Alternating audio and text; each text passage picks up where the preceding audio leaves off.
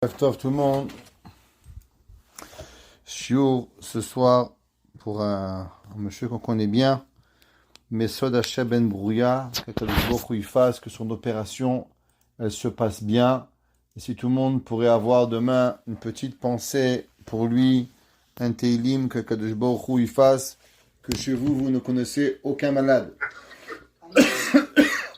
En priant pour les autres, alors à Kadosh Baruch Hu, il nous protège. Si c'est possible d'éteindre les micros, voilà. Shiur, la refoua shelema comme chaque semaine. Aaron ben Avraham, Kadosh Baruch Hu, il lui donne une refoua shelema et beaucoup de force à sa femme pour pouvoir le supporter et l'accompagner, que bientôt il n'aura plus besoin que personne s'occupe de lui, qu'il pourra s'occuper de lui-même. Il a une foule, refoua shelema. Ok. Teilim 30. Ce soir, on va parler de Teilim 30.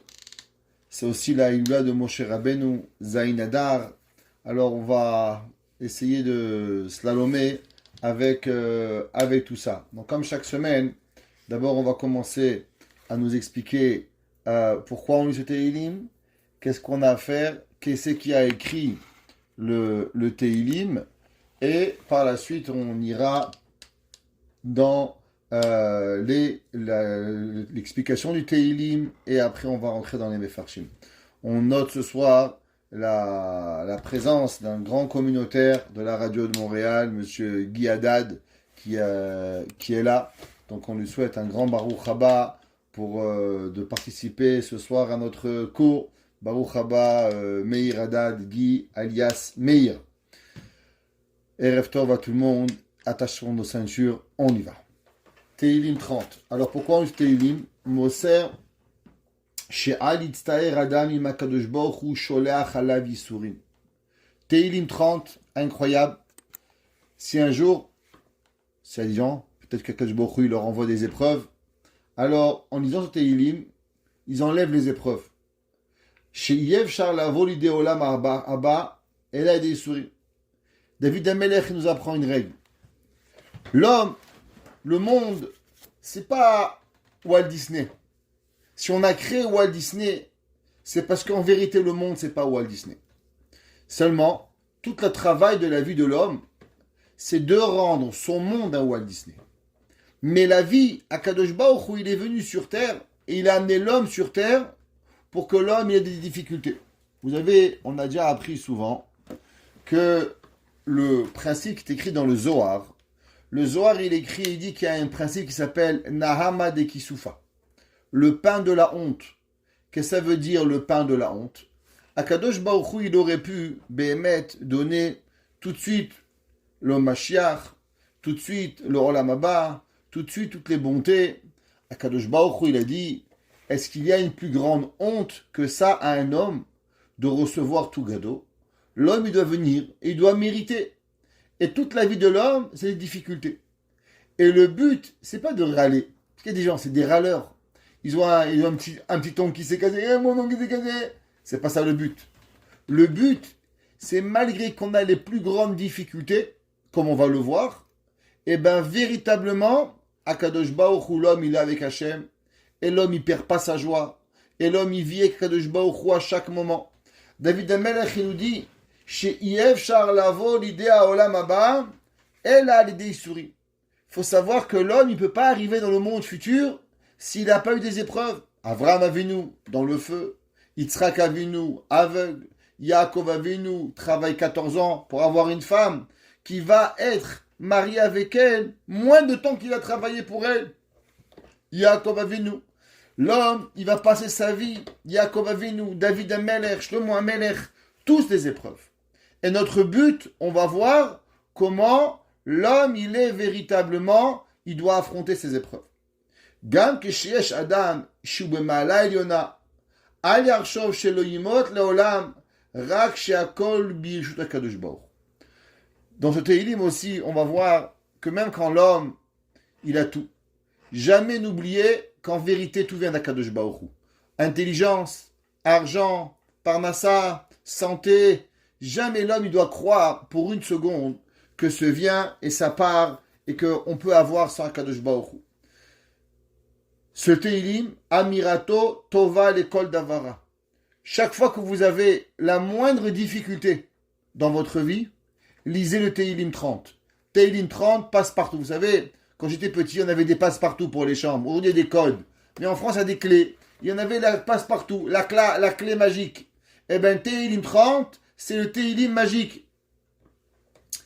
Un homme qui fait un mauvais rêve, alors aussi, il lit le Teilim 30, et le Teilim 30, il va enlever tous les mauvais songes qu'un homme il va avoir. Qui c'est qui a écrit ce Teilim? On va voir principalement deux approches différentes dans le Teilim. La première approche du Radak. Le Radak qui dit pourquoi David Amelech il a écrit ce Teilim, et il dit comme ça. Vous savez que David Amelech il avait un rêve. David Amelech était un grand guerrier. Mais David Amelech n'a jamais voulu faire la guerre. David Amelech n'a jamais rêvé de devenir Goliath. David Amelech, il est devenu Goliath. David Amelech, il a dû tuer Goliath. Mais en aucun cas, David Amelech, il a rêvé un jour de devenir un guerrier. David Amelech, il aimait étudier.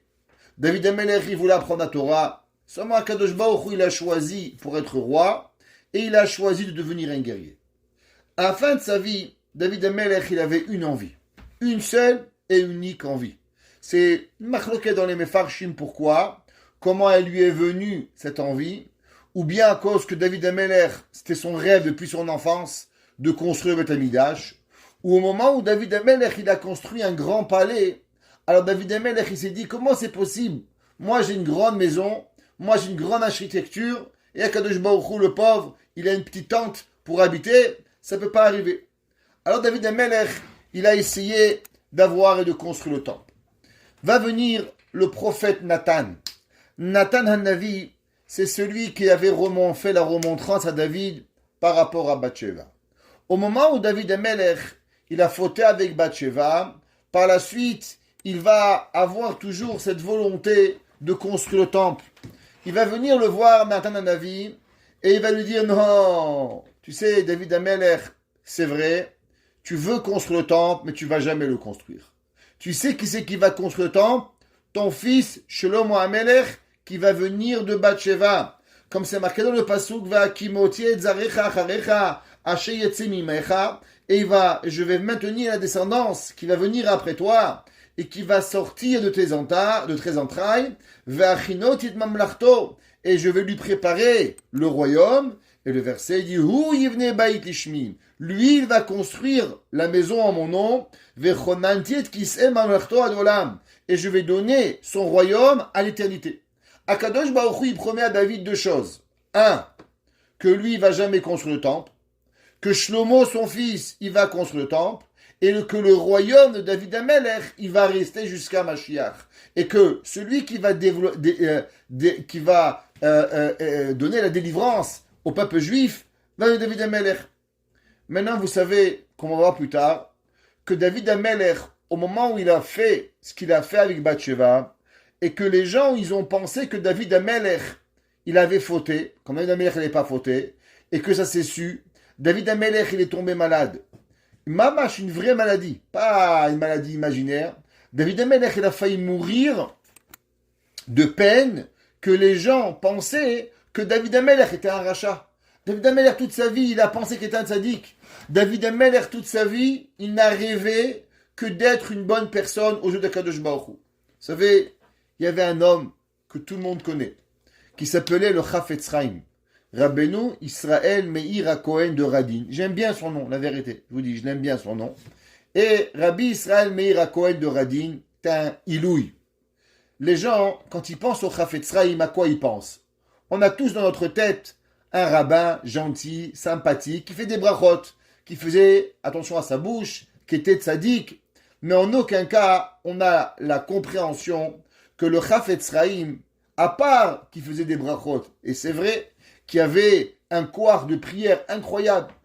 Hier, j'étais Menachem Avel, il y a un rabbin qui s'appelle le Rabbi Warner, je ne sais pas si vous avez connu, c'est un des plus vieux rabbinim de la ville de Montréal. Brainara, il arrive bientôt à l'âge qu'on voudrait tout savoir, en bonne santé, que ça lui donne une longue vie. Et sa femme est décédée. Donc je suis parti être Menachem Avel. Et quand je suis parti Menachem Avel, on a parlé d'un rave qui habitait à Montréal, le Rabbi Baron. Je ne sais pas si vous avez connu le Rabbi Baron. Le Rav Baron, était à Montréal et il va mourir à l'âge de 105 ans. 105 ans. Et il va mourir en Eretz Israël et il va mourir vraiment avec toute sa tête. Il va être un homme kadosh. Dans la discussion, on est arrivé à parler du Rabbi Baron. Alors il m'a dit, Rav Krimis, est-ce que vous savez pourquoi le Rav Baron, il a mérité la vieillesse qu'il a eue et Baruch Hashem en bonne santé? J'ai dit non. Il m'a dit, laissez-moi vous raconter une histoire. Il m'a dit, vous savez qu'il y avait le Rav Baron, il a appris à la yeshiva de Mir. Ça veut dire qu'il y avait la Mir en Amérique, Mir en Israël, mais la vraie yeshiva de Mir, elle a été en Europe, en Lituanie. Et le Rav Baron, quand il était jeune, il allait à la yeshiva de Mir. Maintenant, vous savez, à la yeshiva aujourd'hui, les bachourim, il faut le repas le matin, l'après-midi, le soir. Chas v'shalom qui leur monte une carotte ou une omelette parce qu'ils vous appellent 3 fois où est ma carotte et où est mon omelette. En tout cas, c'est pas grave. Mais, Baruch Hashem, on essaie de donner le maximum. Et comme a dit ma femme, il mange des fois mieux que chez nous à la maison. On essaie par tous les moyens parce qu'aujourd'hui, un bachou yeshiva, c'est nos yeux, on n'a rien de plus beau que le donner au bachou. Tout ce qu'on a, faut leur donner. Ashrei ou vachrei chelken, nous qu'on peut aider les bachourim. Mais à l'époque, c'était pas comme ça. Et les bachourim, comment ils faisaient pour vivre? Alors, chaque famille de la ville, elle prenait un bachour. Alors, au début de l'année, le ravi passait chez la ville, qui veut avoir un bachour. Avoir un bachour, ça veut dire lui donner à manger et lui trouver un lit pour dormir. Et le ravi prenait, j'ai 200 familles, 200 bachourim. 212 familles, 212 bachours. Un jour, à la rentrée de la yeshiva, le Rav Baron, il arrive à la yeshiva de Mir. Quand il arrive à la yeshiva de Mir, le Rav lui dit, désolé, t'es arrivé en retard, il n'y a plus de famille pour toi, il n'y a plus de famille. Il dit, mais où je vais dormir? Il dit, dors sur le banc si tu veux, ou rentre chez toi à la maison, nous on n'a plus de place. Alors le Rav Baron, qu'est-ce qu'il a fait? Il a resté à la yeshiva dormir sur le banc. Il a vécu sur le banc. Au bout de quelques semaines, le Rosh Yeshiva, Rabbi Rucham Leibovitch, il entend qu'il y avait un bachour qui a dormi sur un banc pendant des semaines et des semaines. Il va le voir et lui dit, dis-moi, c'est vrai que tu as dormi sur un banc pendant des semaines? Il dit, oui, Rabbi, qu'est-ce que vous voulez que je vais faire? Il dit, mais pourquoi t'es pas reparti chez toi? Il dit, Vetora, Mate, Alea. Et si je repars chez moi, où je vais apprendre la Torah? Le Rav, il est tellement impressionné qu'un jeune bachour, 15-16 ans, il a dormi des semaines sur un banc, manger sur le banc, dormir sur le banc, pas de confort, zéro. Il lui a dit, le Rav, Rabbi Rucham, à cause de la Messirut Nefesh que tu as fait, tu vas vivre vieux. Quand ils ont passé la guerre, les Bachourim, ils avaient faim, Rabaron, il n'avait rien peur. Ni de faim, ni de la maladie. Il dit, mais tu as peur de rien, toi?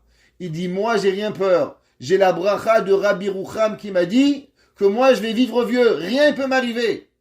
Et à l'âge de 95 ans, il a quitté Montréal. Il est parti s'installer en Eretz Israël. Et il a vécu là-bas, je crois, jusqu'à l'âge de 103 ou 105 ans. Il a vécu. Grâce à quoi? Messirut Nefesh, que Akadosh Baruch Hu, il lui a donné, à cause qu'il a fait la Messirut Nefesh pour la Torah. Les gens, David Ameller, quand il tombait malade, malheureusement, vous savez quoi, les amis de David Ameller, ils se réjouissaient. C'est marqué dans le Midrash que les gens, ils commençaient à venir. Il est mort? Il est mort déjà? Ça y est, on peut l'enterrer? Il est encore vivant, David Ameller. Et les gens, ils entendaient, David Ameller, ils entendaient à se poser la question, est-ce qu'il est déjà mort? On prépare les expédimes, on appelle Paperman, on n'appelle pas Paperman. Imaginez, vous êtes en train d'être vivant, et on vous demande si vous êtes déjà mort. Vegam lachar nolad Shlomo, les Batsheva. Et après David Ameller, il a eu un fils qui est mort, et malheureusement, les gens, ils ont continué à dire, voilà, Dieu l'a puni David. Hachem, il a envoyé un deuxième enfant à Batsheva, Shlomo Amelech. Les gens, ils ont encore pas compris. Et ils n'ont pas encore cru que Béhémet, le fils de Batsheva, de la relation que eux pensaient interdit, ils vont avoir Béhémet Mashiach. Loeminu Shimor Tachat David. Mishum Shamru Shenasau David Ba'avera. Dit comment c'est possible? Une femme qui était interdite au roi, de lui va venir le roi des rois. David Amelech, il va construire Mashiach, qui était Aouria. Ach leachar shenikashel Maradonia be David Aviv. Qu'est-ce qui s'est passé? Tout le monde y connaît. À la fin de la vie de David, il y avait un enfant de David Amelech qui s'appelait Adonia. Et Adonia, il a essayé de régner à la place de Shlomo. Et il y a eu énormément de gens qui ont essayé de rendre Adonia roi. Pourquoi ils ont essayé de rendre Adonia roi? Nous dit le Radak, à cause que tous ces gens-là, ils ne pouvaient pas accepter que Shlomo HaMelech, il soit roi. Parce que le jour où Shlomo HaMelech, il serait roi, il aurait construit le temple. Et ça voulait dire que quoi? Ça voulait dire de voir de leurs propres yeux qu'ils s'étaient trompés. Vous savez, les gens, ils peuvent critiquer. Mais la pire des choses qu'ils ne peuvent pas voir, c'est que eux-mêmes se sont trompés.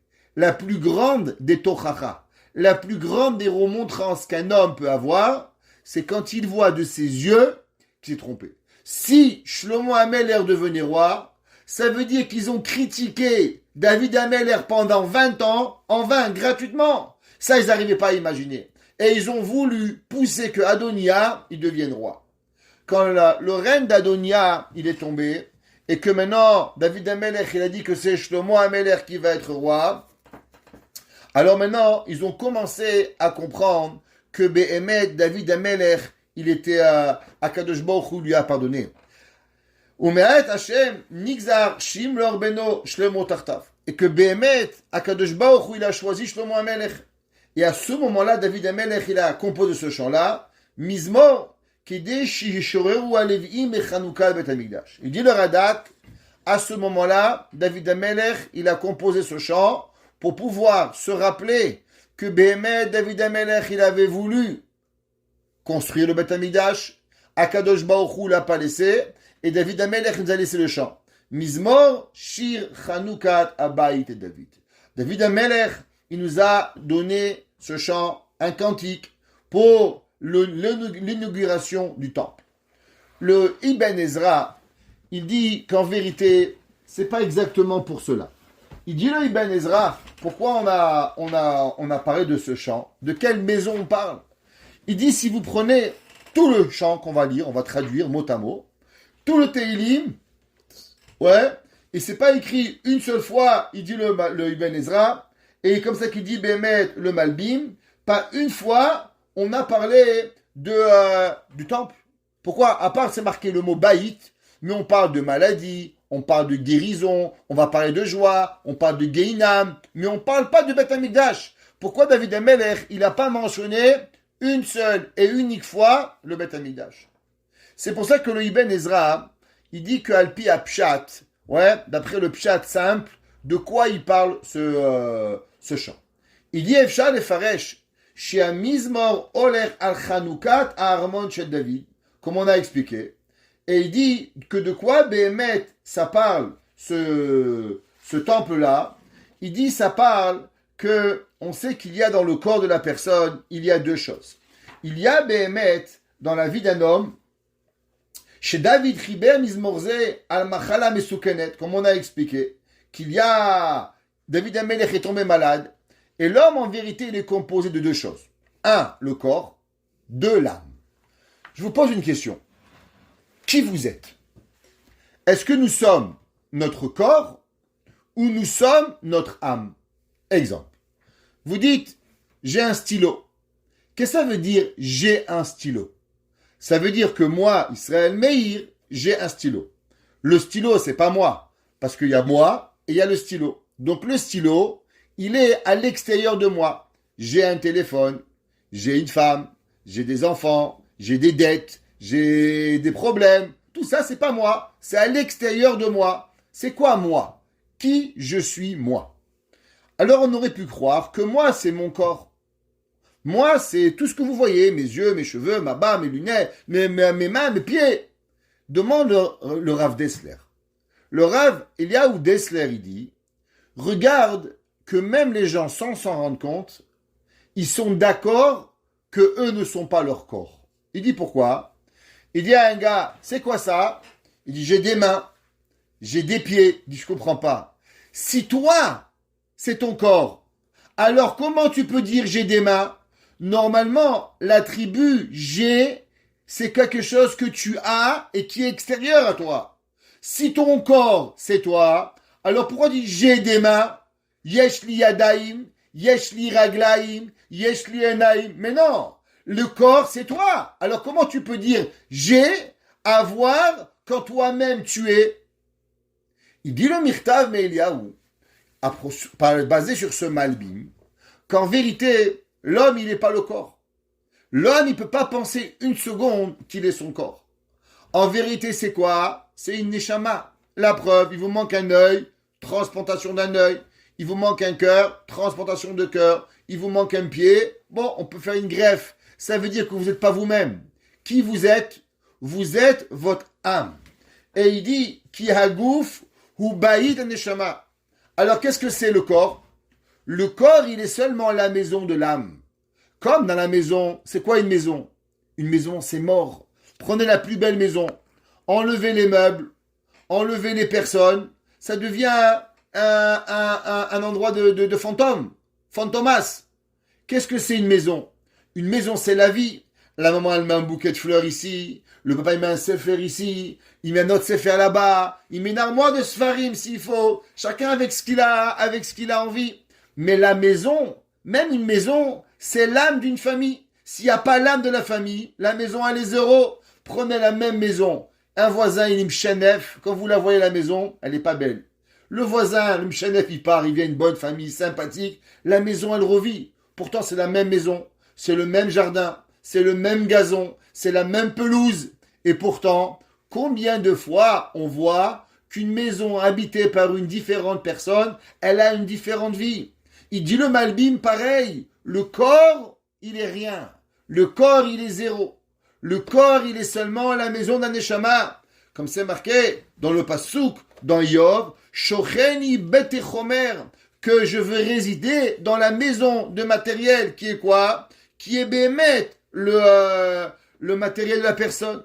Adam, il dit le Malbim ou nefesh. L'homme, il est quoi? Il est Bémet, l'âme, et il n'est pas en aucun cas, Bémet, son corps. Et c'est ça que David Amelech, il écrit, et il dit que l'homme, il est la spiritualité qui réside dans son corps. Et ça, qui je suis moi? Je suis mon corps, je suis ma neshama, je suis ma spiritualité.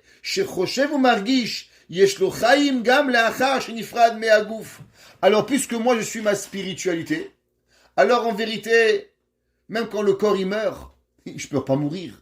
Parce que le corps, il n'est qu'une maison. Prenez la famille A, elle habite Montréal, après elle va à Laval, après elle va dans des homos. C'est pas parce qu'elle déménage qu'elle est morte.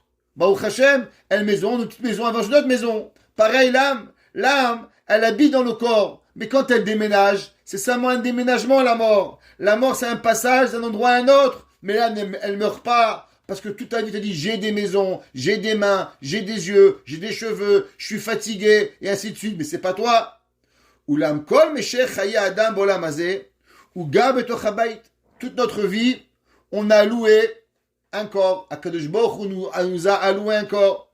Velachen ikreim bnei adam shochne batechomer. C'est pour ça, il dit le Malbim, comment l'homme il s'appelle? Celui qui réside dans la maison du matériel.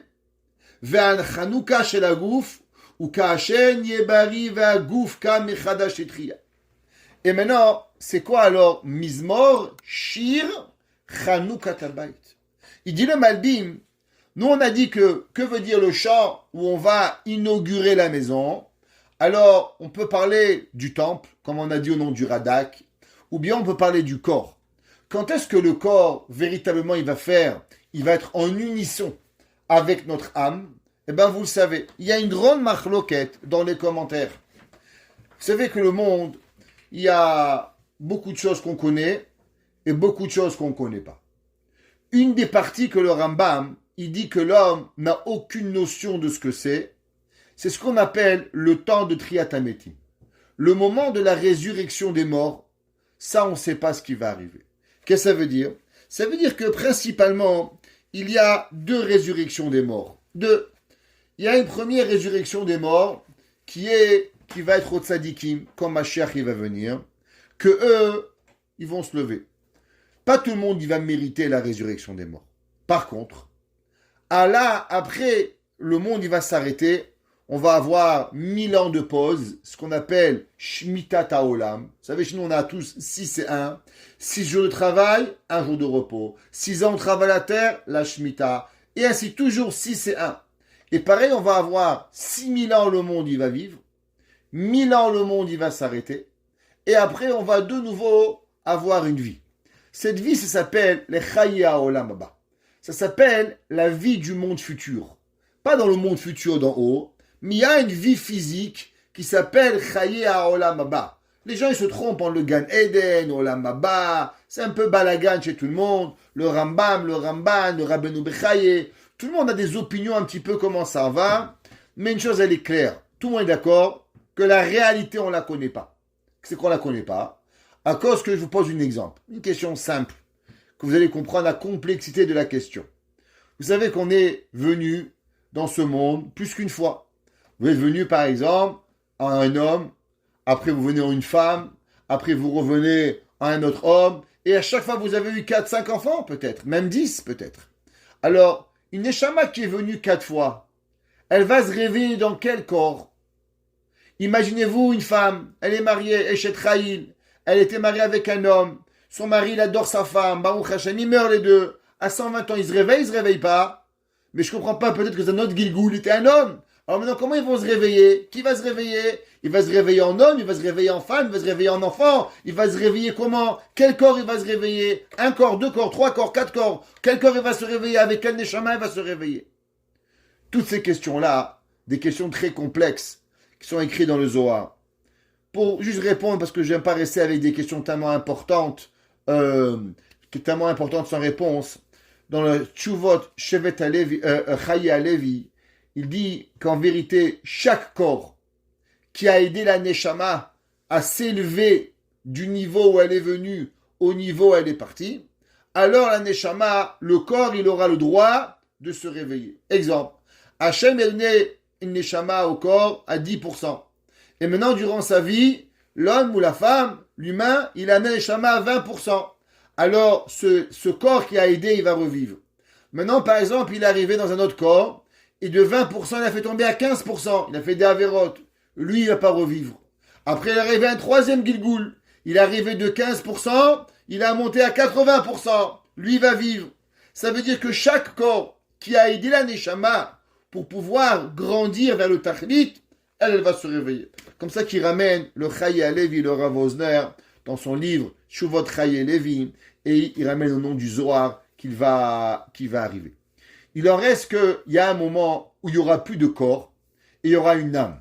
Il y a une discussion dans les commentateurs, à savoir est-ce que à la fin, le corps, il va se réveiller, ou quand on parle de Techiyat Hametim, on parle seulement des âmes. C'est seulement des âmes qui vont se réveiller. Il y a des commentateurs des Rishonim qui disent que non, qu'en vérité, seulement et uniquement les âmes se réveillent. Les corps, basta, terminé, il n'y a plus besoin. C'était un outil pour faire quelque chose, on a fini, il n'y a plus besoin. La Neshama, la Nitzrit. La majorité des commentateurs ne sont pas d'accord. Et ils disent, du fait que le corps, il nous a aidés à pouvoir faire les téphilines. Comment on met les téphilines si on n'a pas un bras? Comment on peut faire les chalotes si on n'a pas des mains? Comment on peut faire le kisuya roche si on n'a pas une tête? Comment on peut aller au mikvé si on n'a pas un corps? Comment on peut faire la mitzvah de chesed si on n'a pas des mains ou des pieds? Donc le corps, il devient une partie intégrale de la nécessité de notre neshama. Et malgré qu'on a un gouffre, une shama, malgré qu'on a un corps et une âme, malgré qu'on a une maison et on a une âme, comme on vient d'expliquer, mais il en reste que sans ce corps-là, je ne peux pas accomplir mes mitzvot. Si j'ai pas de main, la neshama, elle peut rien faire. Alors, le corps aussi va se réveiller à Triyat Hametim. Maintenant, ce corps qui va se réveiller à Triyat Hametim, à l'inverse de ce qu'on est aujourd'hui, il y a aujourd'hui un corps et une âme. Et les deux, ils sont dissociables. Comme j'ai expliqué, aujourd'hui, il vous manque un œil, on greffe un œil. Il vous manque un cœur, on greffe un cœur. Le corps et la neshama, ils sont dissociables, ils ne sont pas indissociables. L'homme, il peut mourir, la neshama, elle peut rester. Mais à la fin des temps, quand on va se réveiller, le corps et la neshama vont devenir indissociables. Et c'est ça que David Melech, il dit Mizmor, Shir Chanukah Tabayit. au moment où on va inaugurer la maison. Quelle maison? Ça veut dire qu'un homme, il rentre en maison, qu'est-ce qu'il fait à la maison? Il fait des rénovations, il fait la peinture, il met des clous. Si vous avez besoin d'aller voir Yitzhak Shabbat, il fait des rénovations. Vous avez besoin, vous arrivez. Tant qu'on est en rénovation, on ne fait pas de Chanukah Tabayit. Quand est-ce qu'on fait Chanukah Tabayit? Seulement et uniquement quand on a fini les rénovations. Il dit le Malbim. Tu sais quand est-ce que Béhémet, l'homme, il est en fin de rénovation du corps? Quand on aura passé tous les Gilgoulim qu'on doit finir. Quand l'homme, il va arriver au moment de la rédemption finale, à Chaye Olam Haba, alors là, maintenant, il va avoir la Chanukah Tabayit. Il va avoir l'inauguration de la maison. Quelle maison? Le corps. Il va devenir Béhémet, une partie intégrale de la Neshama. On a déjà appris que quand on parle de David HaMelech, de quoi on parle? David HaMelech, il est représentatif dans ce bas monde de ce qu'on appelle la Malchut. C'est quoi la Malchut?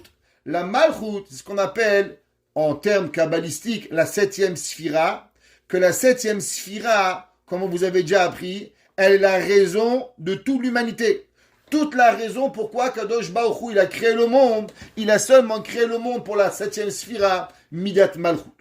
On a appris aussi il y a 2 semaines qu'en vérité, la Midat de Malchut, elle représente aussi quoi? La Shekhinah. C'est quoi la Shekhinah? La Shekhinah, c'est la présence divine qui représente la matrice initiale des Neshamot d'Israël. Vous vous rappelez ou pas? Messieurs, j'espère que vous vous rappelez qui est arrivé. Alors maintenant, vous allez répondre à une question. Tout le monde demande la question. On avait vu jusqu'à présent que David HaMelech, il disait Mizmor et David. Les David, Mizmor. Maski, Libne Korach, Mizmor.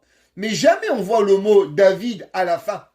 Pourquoi ici on dit Mizmor, Shir, Chanoukat, Abaït et David? Je comprends pas. Mizmor, les David, Shir, Chanoukat, Abaït. Tout le monde demande la question.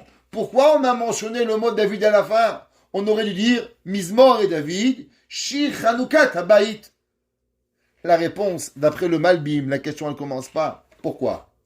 Parce que David HaMelech, de quoi on parle? Il dit Mizmor, on va chanter. Shir, un nom, un chant, Chanoukat, Abaït. À l'inauguration de quel baït? Eh bien, l'inauguration du corps. Quand le corps, il va devenir quoi? Il va devenir un. Pour qui il va devenir un? Les David. C'est quoi les David? David représente la Malchut d'Akadosh Baruch Hu, qui représente la Shrina, qui représente l'âme. Ça veut dire au moment où le corps, il va être en unisson avec son âme et avec son corps, alors c'est là qu'on va avoir Mizmor Shir Chanoukat Abaït de David, Aromimcha Hashem, Kidilitani.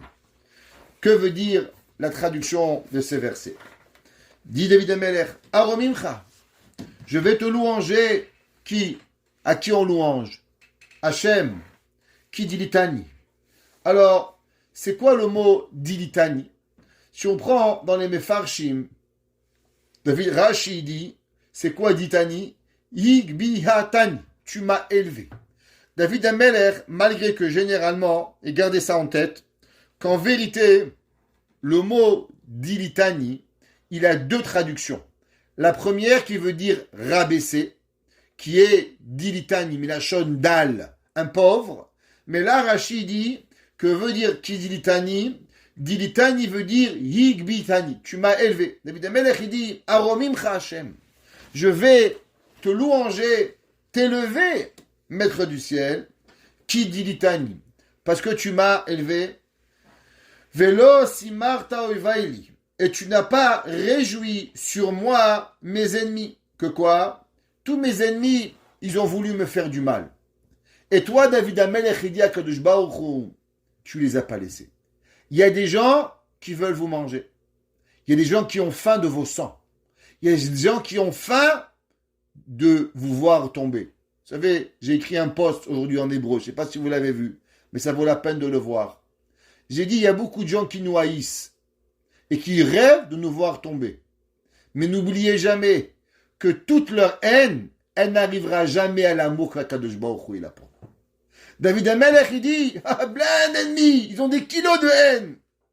Mais Baruch Hashem, j'ai des kilos d'amour d'Akadosh Baruch Hu qui me sauvent. Vous savez qu'il y a un chant que tout le monde fait, et ça fait, on ne sait pas vraiment qui l'a composé, mais pourtant il est écrit chez tout le monde. Il s'appelle le Perek Shira. Vous connaissez Perek Shira? Ok. Dans Perek Shira, il y a, comme c'est pas un pasouk, il y a plusieurs versions dans Perek Shira. Si vous prenez entre les Perek Shira de tel livre, des fois vous allez voir des différences. Ne croyez pas qu'ils se sont trompés, il n'y a pas d'erreur, c'est qu'il y a vraiment des différences entre les Perek Shira, entre tel Rav et tel Rav. C'est pas grave, tout est bien, comme une Hachamaï, qu'est-ce qui arrive? Il y a dans un livre de Perek Shira, c'était écrit qu'il y a un animal qui s'appelle la souris. Vous connaissez la souris? Le petit rat là, que tout le monde déteste, que les mamans, elles rêvent de ne pas avoir chez eux, vous avez raison. Ouais, pas avoir. C'est marqué dans le Perek Shira, Achbar Omer, qu'est-ce qu'il dit la souris? Aromim Hashem, qui dit litani. Heureux Akadosh Baruch Hu, qu'il m'a dit litani. On va comprendre ce que ça veut dire. Velo simarta uvaili. Et tu ne m'as pas donné, et tu ne m'as pas laissé mes ennemis me réjouir. Alors, il y a Béhémet, cette version, elle n'est pas trouvable beaucoup. Elle est seulement trouvable dans un livre qui s'appelle le Mabit. Le Mabit, c'est un des Rishonim. Et dans la fin du Mabit, lui, quand il ramène Béhémet, la Perek Shira, il ramène un commentaire sur Perek Shira. Et le Rav Edelstein, il ramène au nom de son père, que son père, il a essayé d'expliquer ce verset de Perek Shira à propos de la souris. Allons comprendre pourquoi la souris a dirait ce verset. Aromimcha Hashem ki dilitani velo simarta ovaili. Pourquoi la souris elle dirait cela? Alors, il dit là-bas, en vérité, c'est quoi une souris? Si je vous devrais demander une question, la souris, elle n'est pas très heureuse, la souris, à part la souris dans, comment elle s'appelle? Comment elle s'appelle celle-là? J'ai oublié qu'elle danse avec les souris.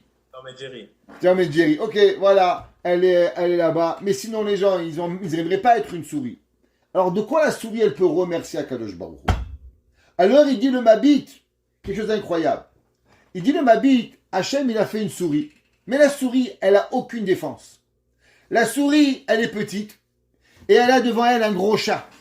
Le chat, il est gros. Le chat, il est fort. Le chat, il a des dents. Le chat, il a des crocs. Et la souris, elle a rien. Rien pour se défendre. Imaginez-vous, vous avez Tom et Jerry. Ils sont là, en train de vouloir se laisser manger. Et la souris, elle a quoi pour se laisser? Quelle est la défense de la souris? Et la souris, elle voit le gros chat. Elle voit le gros minet. Il dit le Mabit. Et elle dit, Boré Olam, qu'est-ce que tu m'as fait? Tu m'as fait sans défense. Et en pire, qu'est-ce que tu as fait de moi? Tu m'as fait toute petite. Si déjà, au moins, j'ai pas des dents, j'ai pas des crocs, fallait me faire grosse. Au moins, comme ça, quand le chat il vient, je peux le pousser le chat. Mais pourquoi tu m'as laissé être toute petite? Pas de dents, pas de crocs, pas de venin, pas de piquant, rien. Et en plus tout petit. C'est pas du jeu. Lui, il est gros, des grosses dents, des grands crocs, il peut manger en une seconde. Alors comment moi je veux me défendre de la souris, du chat? Comme ça, imaginez-vous. La souris, elle parle à Boré Olam.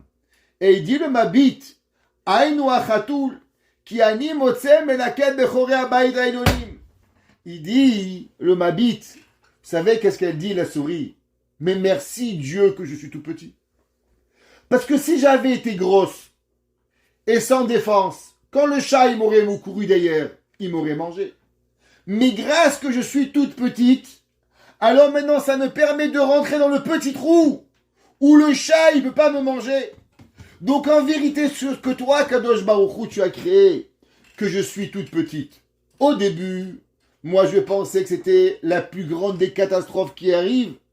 Mais en vérité, qu'est-ce qui permet aux souris de pouvoir se multiplier, se pulluler à des nombres vertigineux sans jamais se faire attraper?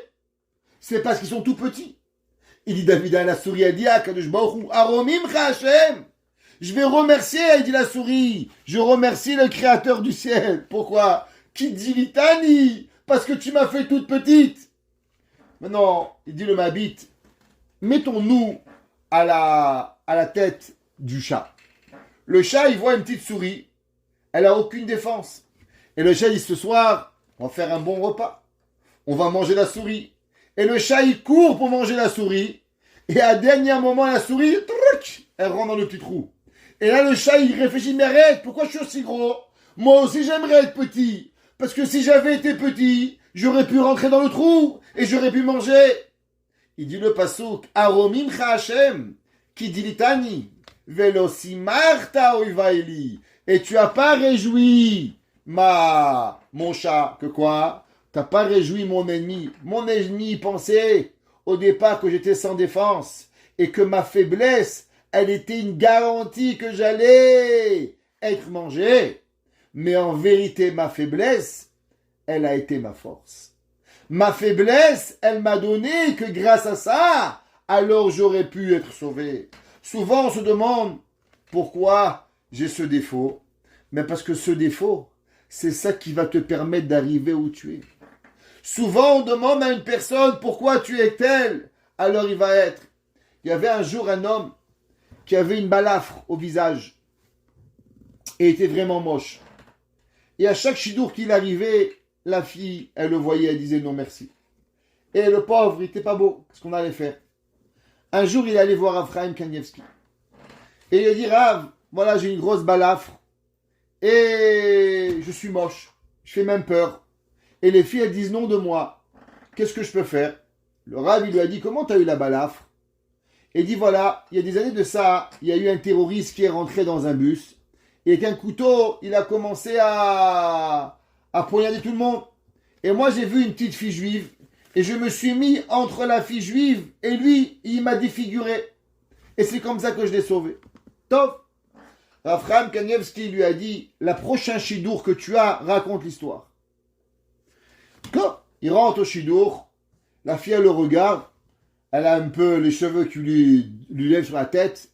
Et là, la fille lui demande, nous, comment ça va? Il dit, voilà, laisse-moi te raconter une histoire. Il dit quoi? Il dit, voilà, tu sais, il y a 5 ans, j'étais dans un train, dans un bus, il y a un terroriste qui est rentré, et j'ai sauvé une petite fille, une jeune fille, et j'ai eu la balafre sur l'œil. C'est pour ça que je suis comme je suis.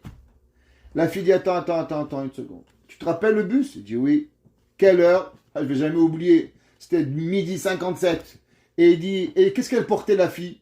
La fille, elle portait une robe verte à petits pois jaunes. Elle était rigolote, elle ressemblait à un camembert. Je ne vais jamais l'oublier. Et la pauvre fille, je l'ai prise, je l'ai gardée, et je me suis occupé d'elle. Et il te rappelle qu'est-ce qu'elle portait? Il dit, bien sûr, je me rappelle. Elle avait 2 couettes, en bas, elle avait 2 rubans. Et dit encore, dis-moi, qu'est-ce que tu as fait? Elle dit, je me rappelle, après, on est rentré dans le restaurant là-bas, et on a appelé ses parents, ils sont venus la chercher. Elle dit, tu sais que ça fait 5 ans que je te cherche? Il dit, quoi? Et dit, moi, ça fait 5 ans que je suis en chidour. Je refuse tous les shidouchim. Je voulais rencontrer le garçon qui m'a sauvé la vie. C'est moi que t'as sauvé. Ça veut dire que l'homme, il a une balafre.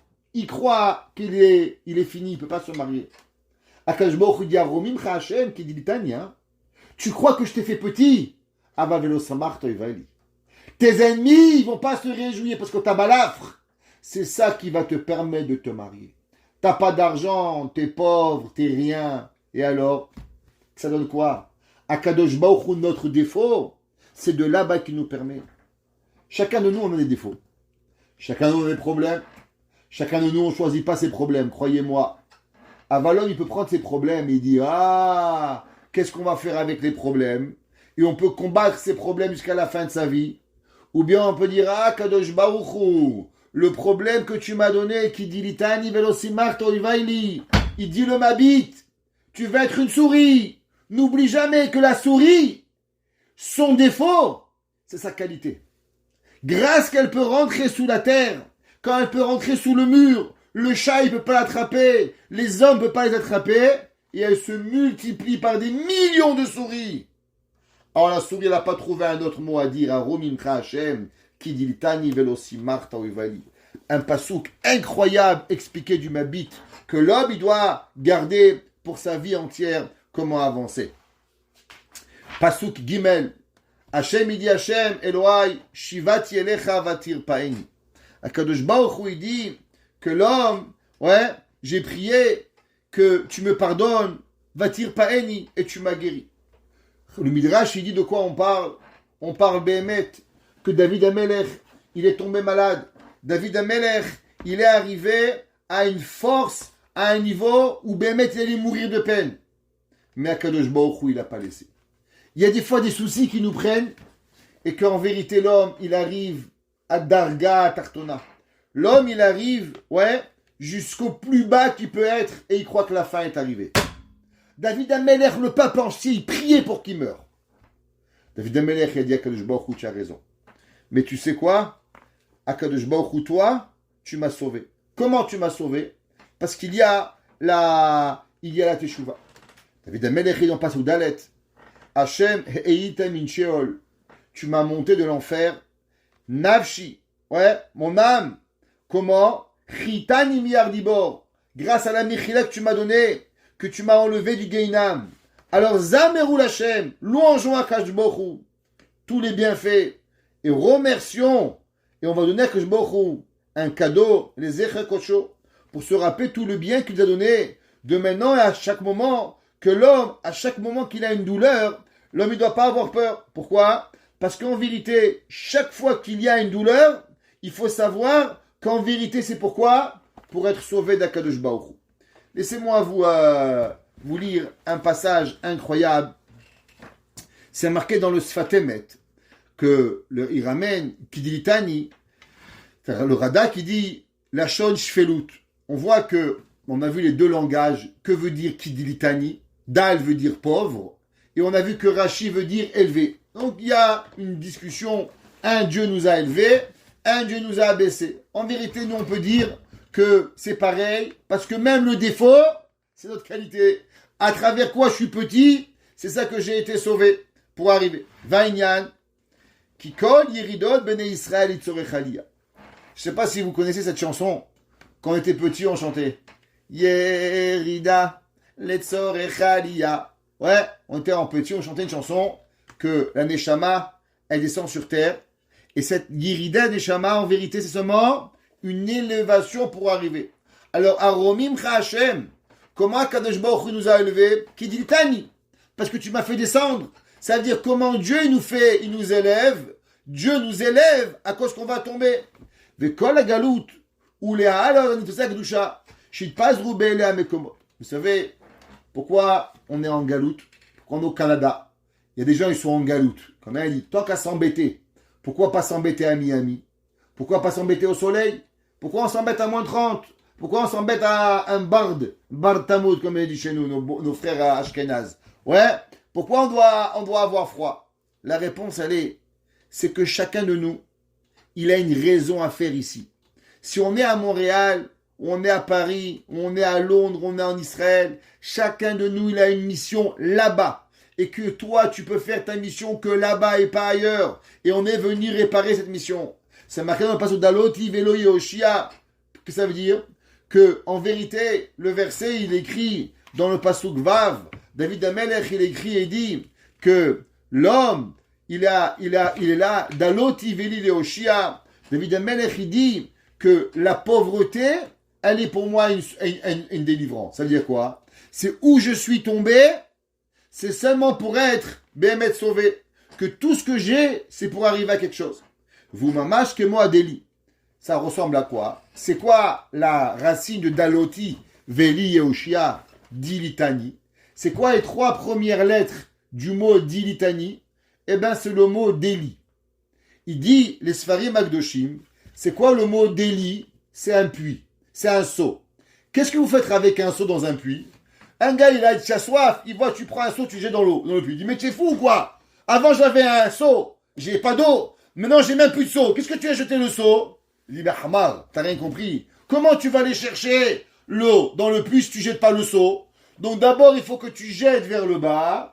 Et après, tu vas remonter le seau qui va être plein d'eau. C'est pour ça que la façon comment l'homme, il peut se remonter, c'est à travers quoi? Rappelez-vous, c'est comme le seau. D'abord, on jette le seau par terre. Quand le seau, il est en parterre, alors, on va être capable de le remonter. L'homme, pour pouvoir être remonté, qu'est-ce qu'il a besoin d'avoir? Aromim Hashem. Comment Dieu nous élève? Qui dit litani? Parce qu'il t'a jeté à travers le bas, il t'a envoyé en bas. La reine Rishbochou Shemot Israël. Liot dole maim iborot amukim. Dieu nous a envoyés pour aller puiser dans des seaux, dans des rivières profondes. Plus le seau il est solide, et plus on peut descendre profond, moins le seau il est solide, et plus on ne peut pas y arriver. Souvent les gens se demandent, Rabbi, pourquoi moi? Parce que tu es une grande neshama. Parce que plus ton seau il est solide, et plus tu es capable d'être dans les profondeurs, moins tu es solide. Alors on a un petit puits, on peut pas y arriver pour pouvoir y aller. L'homme il peut pas. C'est marqué, il y a un midrash, Tosfot dans Kiddushin, il ramène qu'il y avait un jour un pauvre vieux, il avait un puits. Et quand il avait un puits, il avait un seau. Et le matin, il a essayé de chercher l'eau, il a jeté le puits. Et qu'est-ce qui est arrivé? Un vieux seau pourri, là, à moitié rouillé, tombé dedans, et il n'y avait plus de seau. Sa femme a dit, qu'est-ce qu'on va faire? Il dit, je crois que je vais risquer ma vie, moi maintenant, pour aller chercher un seau pourri. On va attendre 2-3 jours, on va rééconomiser, on va acheter un nouveau seau. Qu'est-ce qu'on va faire? On va pas risquer notre vie pour un seau? Tov. Quelques heures plus tard, il y a une princesse qui arrive. Une princesse, elle arrive, et elle avait soif. Elle arrête, stop, on arrête. Il descend un serviteur de la princesse, et il accroche un bidon en or, et maintenant, il le jette dans le puits. Seulement lui, il ne savait pas qu'en vérité, la ficelle, elle n'est pas solide. Et quand il a descendu le puits, qu'est-ce qui est arrivé? La ficelle, tac, elle s'est craquée. Non, qu'est-ce qui est tombé en bas? Un seau en or. Alors, dès qu'il commence à tomber le seau en or, le petit pauvre, il tape des mains, il dit, Baruch Hashem. Il dit, mais tu es devenu fou. Il dit, regarde, moi, ce matin, il y a un seau en terre qui valait 1 sou, qui est tombé. Personne n'y va risquer sa vie. Mais maintenant, toi, c'est un seau en or. Toi, la reine, elle va t'envoyer chercher. Maintenant, toi, quand tu vas aller chercher le seau en or, tu vas aussi ramener mon seau à moi qui valait $1. Ça veut dire qu'en vérité, Akadosh Baruch Hu, il a fait tomber là-bas une neshama. Il a fait tomber des problèmes. Il a fait là. Et maintenant, ces pauvres âmes, elles sont paumées. Ces pauvres gens, ils sont en souffrance. Et maintenant, nous, on tombe. Et nous, on est là-bas et on souffre avec eux. Et en vérité, ils sont contents. Aromim Hashem. Qui dit litani velosimach ta'ivaili. Akadosh Baruch Hu, le pauvre vieux, la pauvre neshama qui est perdue, elle dit, regarde Akadosh Baruch Hu. Moi, toute seule, je valais 1 sou. J'aurais pas été capable de remonter. Mais maintenant que cette neshama à Israël est venue, alors maintenant, elle va venir nous élever, et grâce à elle, on va pouvoir monter chaque Kadosh Baruch Hu. Ki baolam hazeh yesh yerida ve'aliyah. Il faut savoir que ce monde, il n'est fait que de montée et de descente. Regardez le monde, c'est pas un monde plat. Ouais, le monde plat, c'est rien, ça marche pas. Montréal, Toronto, c'est plat, on s'endort. Allez à New York, tac, c'est bien, ça monte, ça descend, ça tourne, ça fait des virages, ça fait des suspens. Ouais, pourquoi? Parce que c'est intéressant, c'est à voir. Le monde, il est fait de montée et de descente physique et spirituelle. C'est tout le monde. Ve'u yirida et tzorechalia. Et c'est pour ça que marqué le pasuk, ba'erev yalin bechi. Ouais, ve'la bokerina. Le verset, il dit, dans le pasuk vav, ki rega be'apo chaim betzono. Ba'erev, quand l'homme, il est à la nuit, yalin bechi, dort, il pleure. Ve'la boker, quand il se lève le matin, rina. Qu'est-ce que ça veut dire? Quand l'homme il est en bas, alors il est en pleurs. Quand l'homme il se lève, alors l'homme il est joyeux. Venikra erev. C'est quoi erev? Milashon ta'arovet. Vela boker. Shilgala mekuvan masarina. Que veut dire la nuit? La Torah dit que Akadosh Baruch Hu, il a appelé à la Chosher Kara Laila. Il a appelé la nuit, Chosher, l'obscurité, la nuit. En hébreu, comment on dit la nuit? On appelle ça Laila, on appelle ça Erev. Comment vous dites la prière? Ma'ariv. Oui ou non? Pourquoi ça s'appelle la nuit? Elle a 2 noms. Elle a Laila, elle a Chosher, et elle a le mot Erev. C'est marqué dans les Sfarim Akdoshim. Vous savez qu'est-ce qui se passe la nuit? La nuit, tout est embrouillé. Tu roules, tu sais pas. C'est un homme, c'est un bison, c'est une biche, c'est un sanglier, tu sais pas ce que tu as devant toi. Tu peux pas voir. La nuit, tout est embrouillé. Tu entends un bruit qui craque, c'est un voleur, c'est la neige qui tombe, c'est un arbre qui tape. Tu sais pas. C'est la nuit, comme il fait sombre. Alors tous nos sentiments, ils sont mélangés. Alors, Erev Yalin Bechi. Quand l'homme, il est mélangé, quand l'homme, il sait pas où il va, alors l'homme, il est en totale panique. Mais quand le matin, il se réveille, c'est quoi le matin? quand tu comprends qu'en vérité c'était un chat qui tapait sur la fenêtre, il n'y avait pas à avoir peur. Vela Boker, quand tu vois Rina, tu te réveilles. En vérité, qu'est-ce qui nous fait peur? C'est pas la nuit. C'est qu'au moment où on voit plus, alors on est mélangé. Mais le jour où l'homme, il sait ce qui se passe, Vela Boker Rina, alors l'homme, il est heureux, il sait ce qui se passe. Pitar Tasaki, c'est marqué dans le verset, ouais, Pitar Tasaki, quand on enlève à la personne la couverture, quand on en enlève à l'homme ce qu'on appelle les clipotes, les recouverts de la personne, alors, Akadosh Baruch Hu te'azeren isimcha. Akadosh Baruch Hu, il va venir et il va avoir. C'est pour ça qu'il dit le verset dans Pasuk Yudbet, Afarta mispedi le macholi. Tu as renversé mon deuil et ma maladie. Pitar tasaki. Tu as enlevé ma couverture. Va te'azeren isimcha. Et tu m'as apporté la joie. Pourquoi? Quand on enlève à l'homme tout ce qui nous empêche de pouvoir voir, à l'homme il est rempli de joie. Nimsa shekol hayirida, vekol ma sheover al adam imechado, em tzorer gavoa mamash. Il faut savoir une chose, mesdames et messieurs. Si tous les cours de Tehillim, il va aller rien que pour cette phrase-là. Rien que pour cette phrase. Chaque fois qu'il y a dans nous une difficulté, chaque fois qu'il y a une souffrance qui passe à l'homme, l'homme, il doit savoir qu'il y a là-bas quelque chose à faire pour Akadosh Baruch Hu. Un homme, il est coincé à Zimbabwe en avion. Un homme, il a un avion en retard. Un homme, il a un découvert à la banque. Un homme, il a n'importe quoi, aucun souci que vous avez mentionné de A à Z. Il faut savoir que chaque souci, c'est une façon de servir Akadosh Baruch Hu. Ça veut dire que Dieu nous teste. Comment à ce moment-là tu vas réagir? Comment à ce moment-là tu vas faire?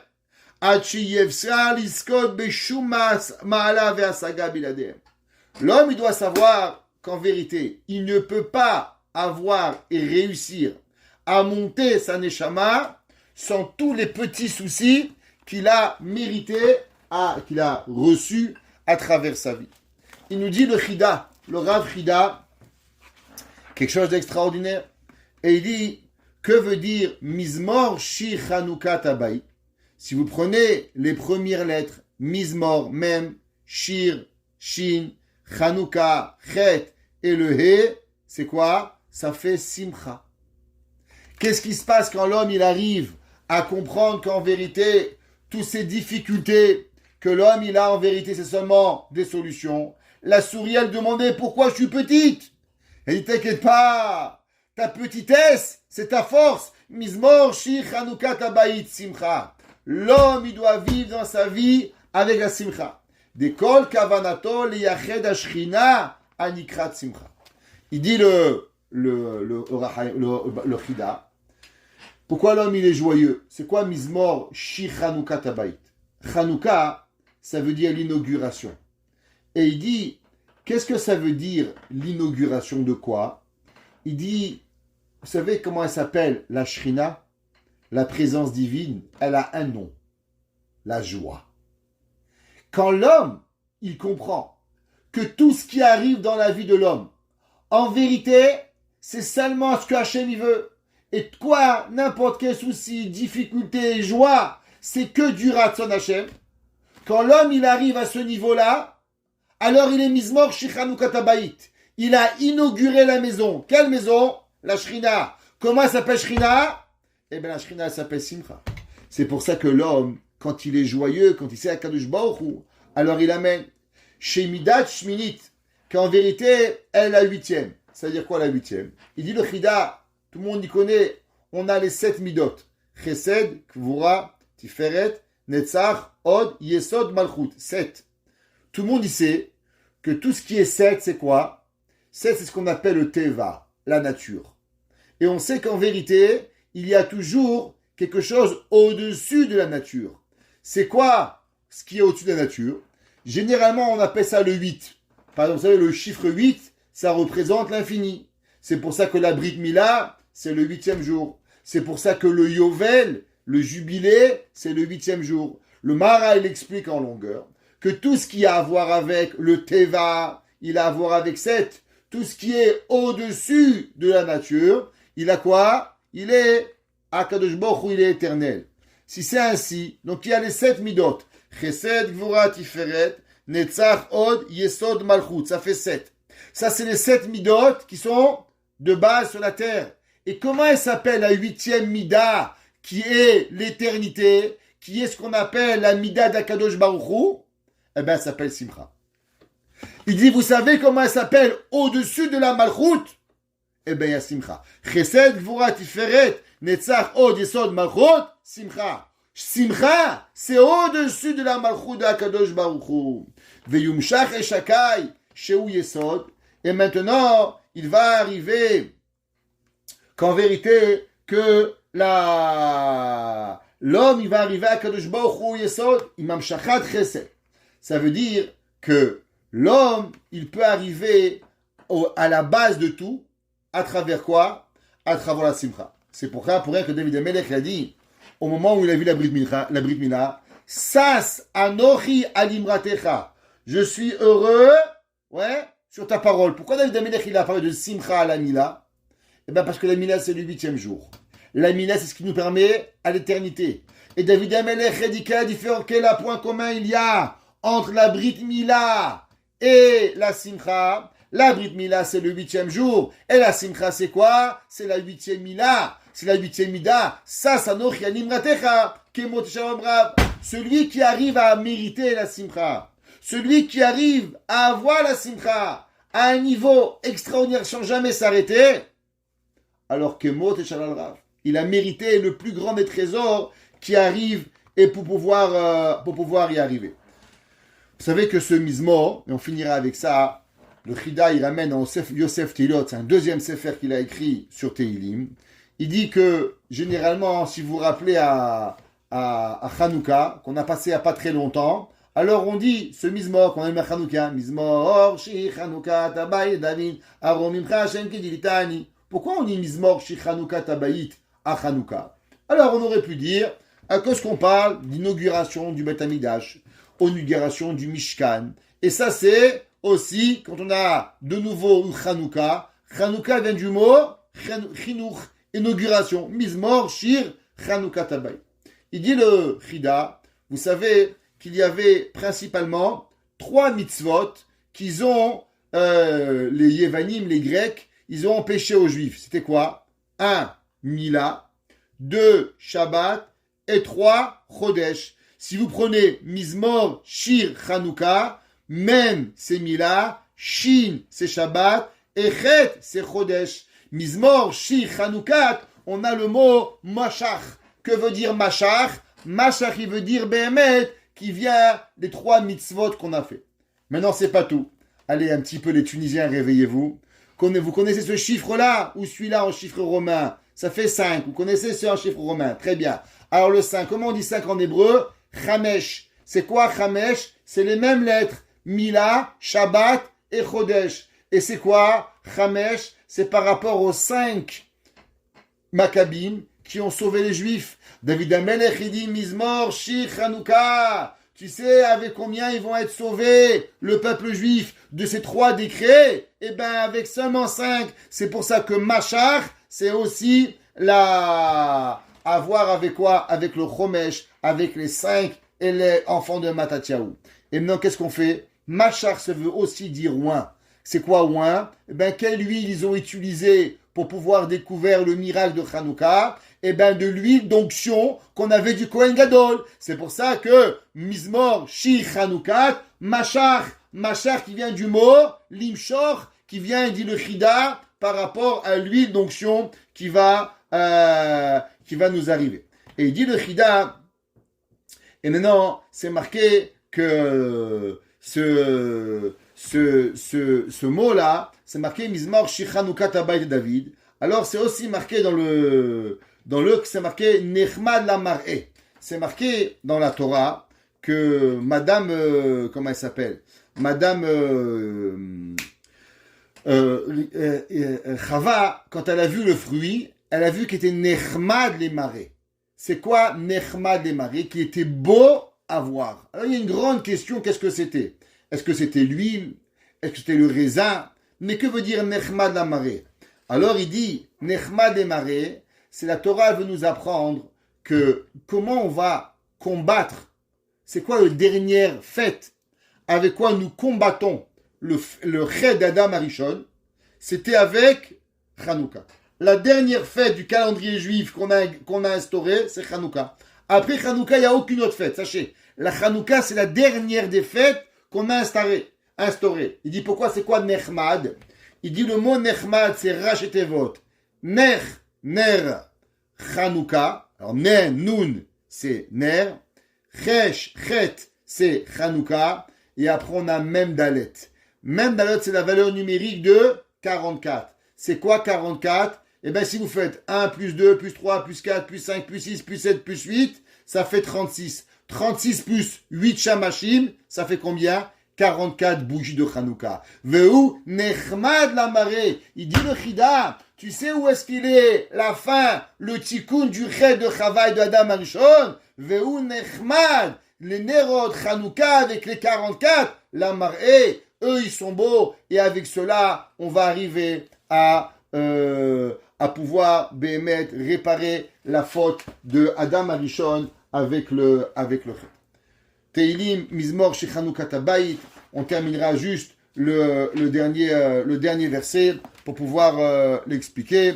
Et David Amelech, il écrit à la fin et il dit Leman Yezamecha, afin que je chante Kavod, ton honneur, Veloidom Hashem Elohai. Et il dit qu'en vérité, David Amelech, il dit et tout cela, pourquoi tu as fait? David Amelech, il dit à Kadosh Baruch Hu, pourquoi tu m'as sauvé? Pourquoi tu m'as guéri? Pourquoi tu m'as donné la vie? Pourquoi tu m'as donné un fils qui s'appelle Shlomo Amelech? Qu'est-ce que tu avais à gagner de tout ça? Souvent, on peut se poser la question, pourquoi Dieu il m'a sauvé? Il y a des gens qui étaient à Auschwitz, tout le monde il est mort sans eux. Alors ils ont râlé. Il y en a d'autres qui se sont posé la question, mais pourquoi moi? Pourquoi moi j'ai été sauvé? Et tous ceux qui ne sont pas de nos bons chemins, ils ont dit une chose. Parce que Akadosh Baruch Hu, il voulait que je raconte l'histoire. Akadosh Baruch Hu, il voulait de moi que je proclame son nom dans le monde. Il David Amelech, il dit les man yezamech hakavod veloidom. De façon à ce que je proclame la gloire de Dieu, veloidom. Et que je ne me tais pas. Hashem Elohai, leolam odeka. Et toi, Kadosh Baruch Hu, toute ma vie, je vais te remercier à ce que tu m'as pardonné. Tu as sauvé mon âme et que tu m'as laissé vivre les chaya olam haba. David Amelech, il dit, vous savez, c'est quoi le plus grand des cadeaux qu'on a? Le plus grand des cadeaux, c'est qu'on puisse faire teshuva. Pourquoi? Parce que c'est quoi la teshuva? La teshuva, c'est la possibilité d'avoir le monde à l'éternité. Ça veut dire, si un homme il dit c'est une mitzvah, teshuva, espèce de débile mental. La teshuva, c'est le passeport de l'éternité. David Amelech dit man ezamech hakavod veloidom leolam odeka. Si l'homme il comprend la teshuva, si l'homme il peut comprendre tout ce qu'on a expliqué, la joie, alors qu'est-ce qu'il finit? Il commence avec la joie. Mizmor shir Chanoukat Habayit, la joie qui est l'éternité. Alors Behemet elle amène la teshuva, que la teshuva nous amène l'éternité. Que Kadosh Baruch Hu nous donne la force d'être joyeux. Que Kadosh Baruch Hu nous donne la force de comprendre que même la petite souris, son plus grand défaut, c'est sa plus grande qualité. Et que l'homme, il a été dans ce monde, et que l'homme, Kadosh Baruch Hu, nous aide seulement pour une chose. Les man yezamech hakavod veloidom, qu'on va jamais se taire, et on va jamais oublier, au déca de remercier Kadosh Baruch Hu, Baruch Hanai Leolam. Amen ve Amen.